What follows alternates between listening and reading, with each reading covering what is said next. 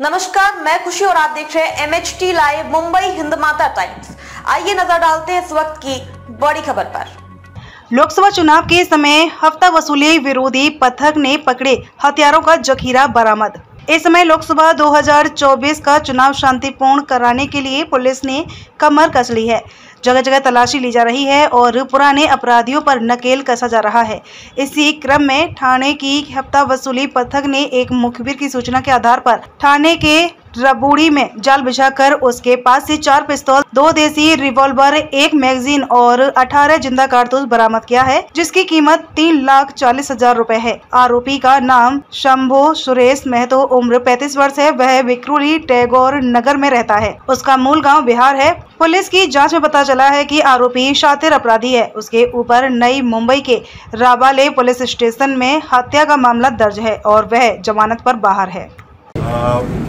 माननीय इलेक्शन कमिशनच्या सुद्धा गाईडलाईन्स आहेत आणि माननीय पोलीस आयुक्त आशुतोष डोंगरे सरांच्याही सूचना होत्या की अवैध शस्त्र विक्री असेल किंवा अवैध शस्त्र साठा असेल याच्यावरती कारवाई पोलीस कमिशनरेटमध्ये करावयाची आहे। त्या अनुषंगानं क्राईम ब्रँच ठाणे यांच्या अंतर्गत असणारं खंडणीविरोधी पथक आणि विशेष कृती दलचे सहाय्यक पोलीस आयुक्त शेखर बागडे आणि त्यांची पूर्ण team PI Vanita Patil madam, API तरमाळे साहेब, API गोरे साहेब, PSI राठोड साहेब आणि त्यांची पूर्ण टीम यांना एक इन्फॉर्मेशन होती की राबोडीच्या हद्दीमध्ये वेपन विक्रीकरता एक आरोपी येत आहे। त्या अनुषंगानं त्यांनी ट्रॅप आयोजित केला।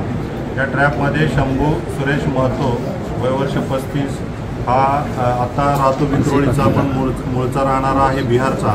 तर या ठिकाणी ट्रॅप झालेला होता। त्यामध्ये आपल्याला जवळजवळ 4 पिस्टल, 2 गावठी कट्टे, 1 मॅगझीन आणि 18 जिवंत कारतुसे त्या ठिकाणी हस्तगत करण्यात आली।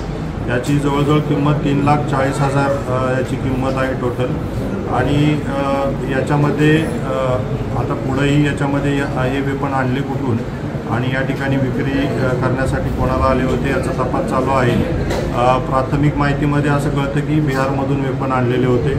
तर अतिशय चांगलं काम इलेक्शनच्या पार्श्वभूमीवर असेल क्राईम ब्रँचनं खंडणीविरोधी पथकाने या ठिकाणी केलेलं आहे आणि पुढील काही माहिती आहे त्या अनुषंगानं पुढील आरोपी आपण याच्यामध्ये अरेस्ट करणार आहे आणि याच्यामध्ये आणखीन काही वेपन मिळतात का त्याचाही तपास चालू आहे। बॅकग्राऊंड काय आरोपीचा?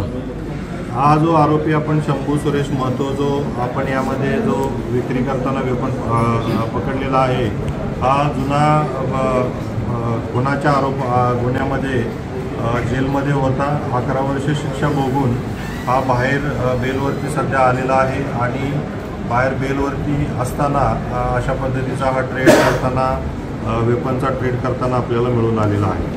ते हथियार। खबरों में अब तक के लिए बस इतना ही। फिर होगी आपसे मुलाकात ऐसी ही एक और बड़ी खबर के साथ। तब तक के लिए नमस्कार और देखते रहिए MHT लाइव मुंबई हिंद माता टाइम्स। ऐसे ही लेटेस्ट अपडेट्स के लिए हमारे चैनल को सब्सक्राइब करें और तुरंत नोटिफिकेशन पाने के लिए बेल आइकन प्रेस करना ना भूलें। और अगर आप हमें फेसबुक के माध्यम से देख रहे हैं तो हमारे पेज को फॉलो जरूर करें। धन्यवाद।